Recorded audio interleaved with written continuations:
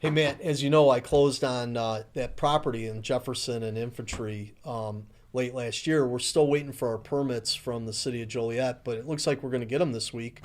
Hopefully, be in the property by June. What do you think is going to happen with the state of the Joliet real estate market in 2020? I love Joliet. It's one of the most active markets in the state. There's always property to be bought or sold there, no matter what level you're at in your real estate, requirements for your purchases. Whether your starter home, move up home, you want executive level home, or you like investment property, they got it all. I mean, there's it's people don't realize how big Joliet is. I mean, it's I always say it's if you've ever been to Las Vegas, it's like half the size of the Las Vegas area. I mean, it's like 46 square miles, I believe. And so there's always something to do or something to buy or sell in Joliet. So it's nice having a market that you can transition throughout your career or your as a life cycle for, what life happens, you can keep moving up and It's weird. or downsize. Yeah, it's weird because a lot of people don't really know a lot about Joliet. You hear, Jake and Elwood, and you hear about the prisons, but one of the things I don't know if you were at this thing, but the Center for Economic Development for Joliet a couple of years ago, they were talking about how if you go to Beijing, China, Yeah. Oh, there's like they show Los Angeles, New York, and then they show Joliet, Illinois, because it's like the only place in the continental United States where all the major railroads, the waterways, the roads, you got 55 and 80. Yeah, I mean the impact. I mean, we see it on our roads, the impact of the trucks and stuff. But and also, for employers. I mean, look at Amazon. I believe is like the largest employer in Will County right now, and they're growing. In Shanahan, they're putting a $1.1 million or not 1.1 million square foot warehouse. I mean, they started at the beginning of December. It's halfway done. Right.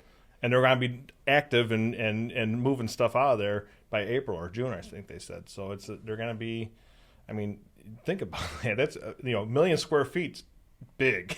I mean, you get closer, you're like, wow.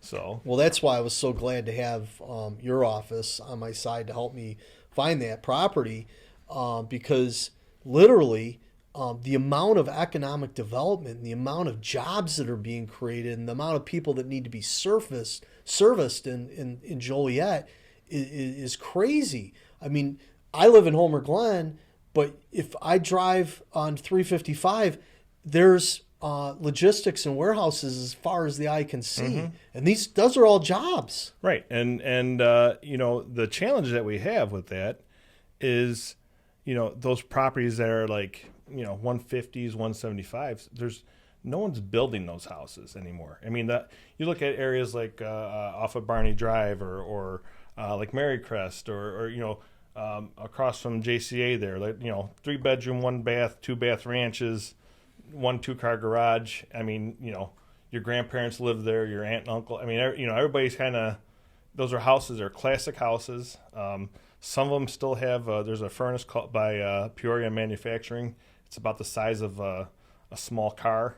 And there's some of them still running, but they're in That's those the houses. days when stuff lasted. They're cast iron. They're as long as you take care of them, maintain them, that they're still there. But those houses though, the bones are good. There's stone, there's brick.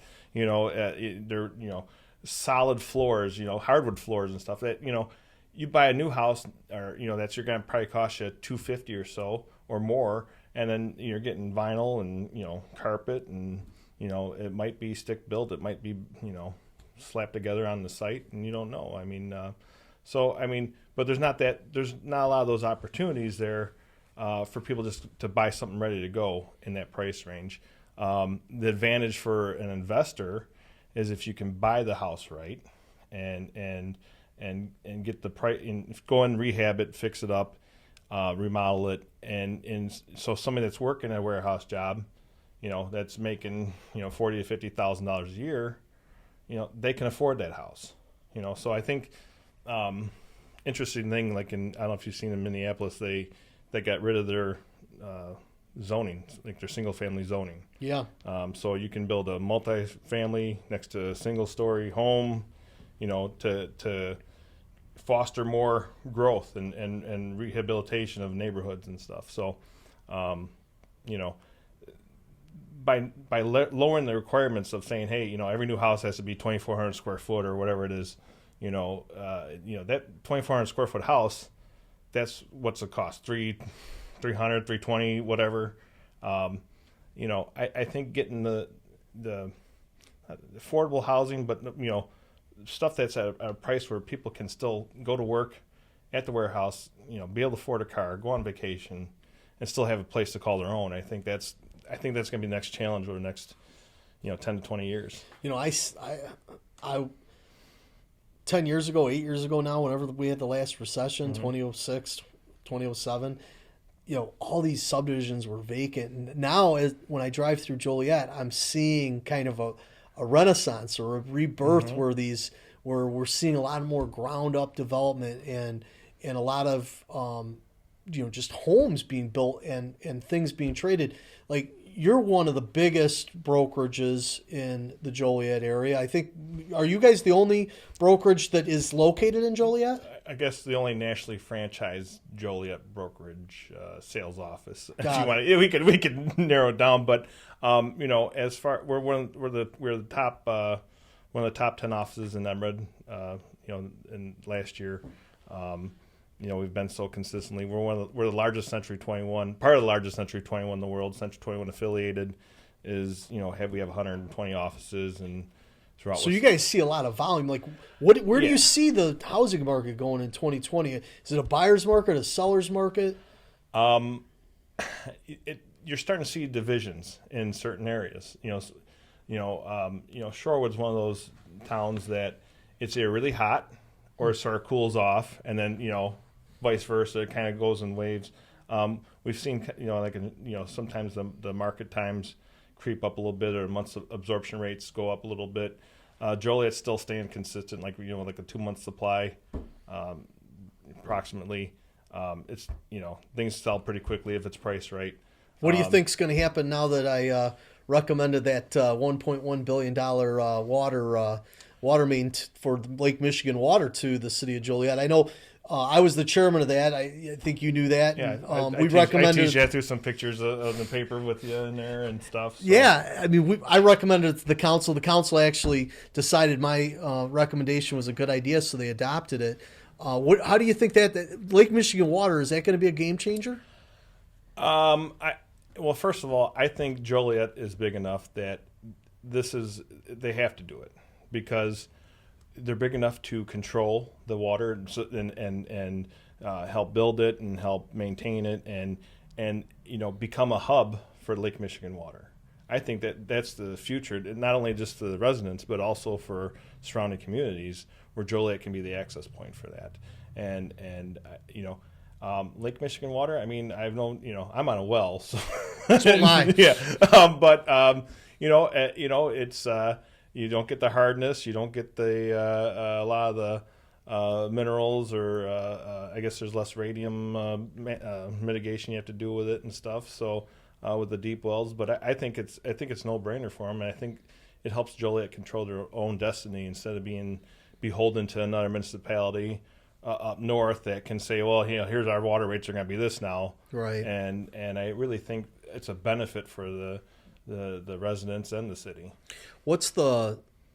I'm just curious, because again, I'm hoping, God willing, knock on wood, I'm going to be in this building in June. We've obviously already got one of our Joliet offices there. We're making a big financial commitment, so I think it's evidence of how how strongly I feel about the city of Joliet to consolidate and have our main operation in Joliet.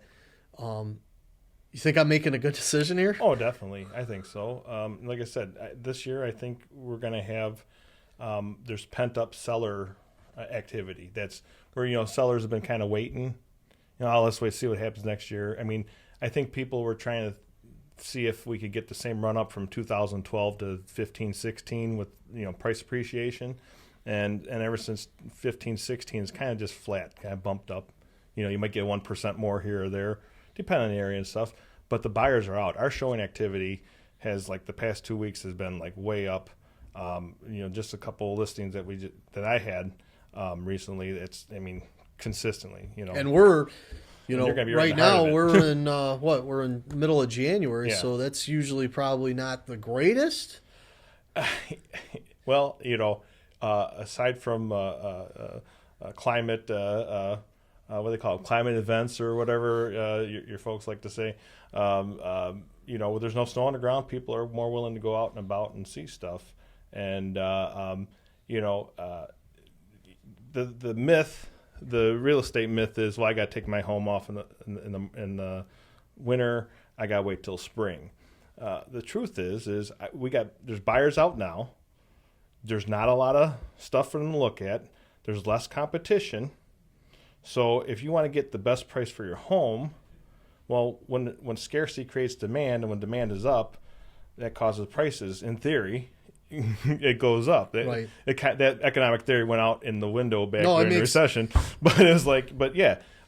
So if you're deciding to list and say I'm going to wait till March or April, well, if there's 100 homes in your that look like your houses in the same price range right now, and in March there's going to be 400 homes in this, that's mean people have choices. When they have choices, they're not going to be so much willing to say, well, I'm going to pay, maybe I'll pay $1,000 over list price, or I got to get this house. And It makes sense. I mean, I never thought about it, but I mean, really, if every single person goes by conventional wisdom and says, I'm going to list my house in the spring, then there's a flood in the market, so therefore that theoretically depresses prices. Right, and you see it. You can look back and on the stats program we got in the MLS there.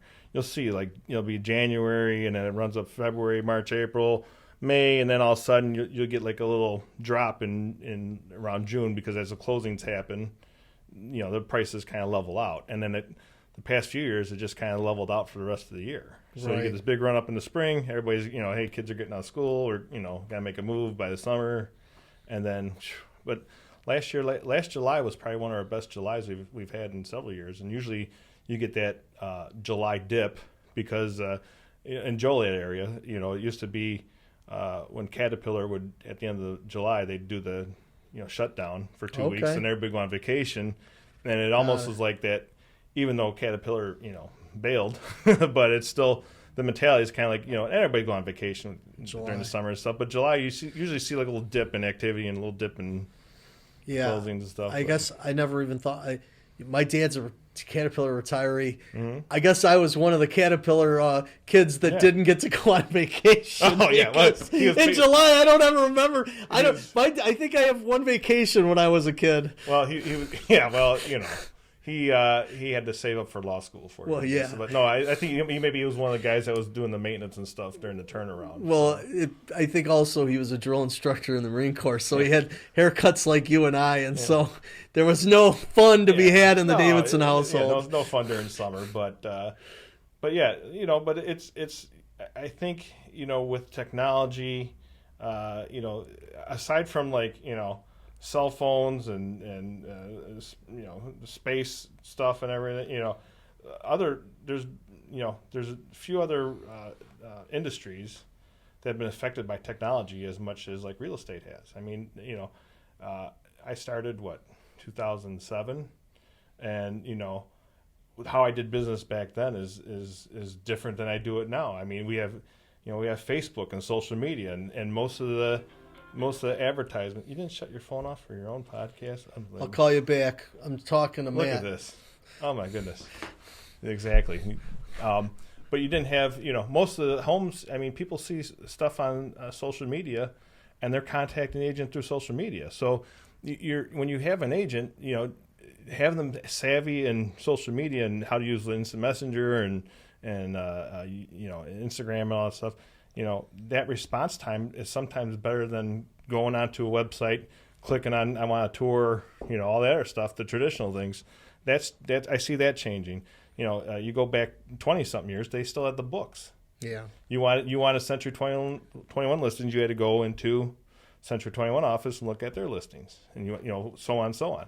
This guy, Matt, this guy must have known you and I were together because it's the guy that owns all the Blueberry Hill pancake Oh, houses. yeah, that's fine. He's like the 250-pound plus guys are sitting at the Yeah. table. I need to Should be recruit here. them going over. You should do it on tour. We go there and have a nice breakfast. They make a damn fine omelet. They're so. a mile up the street. I know. But yeah, no, it's you know, the cell phone has been the great equalizer for all agents and brokerages and stuff. You know, when I started out, there were some big, you know, producing agents that, you know, were in the paper every Sunday, that were on the billboards and all that stuff. And now, being on the internet, I'm in equal footing. And same thing with attorneys too. I mean, people are looking at your website before they look and see, you know, who you are. They want to see what the reviews are and stuff. And you know, I review the stuff I get I can probably do without sometimes because it's keyboard warriors. Right. You know, they're tough on their laptop and Loudest boos come from the cheapest seats. Yeah, when they're sitting in front of your face, they won't tell you. You know, they won't say what their complaint is, but basically it all comes down to customer service.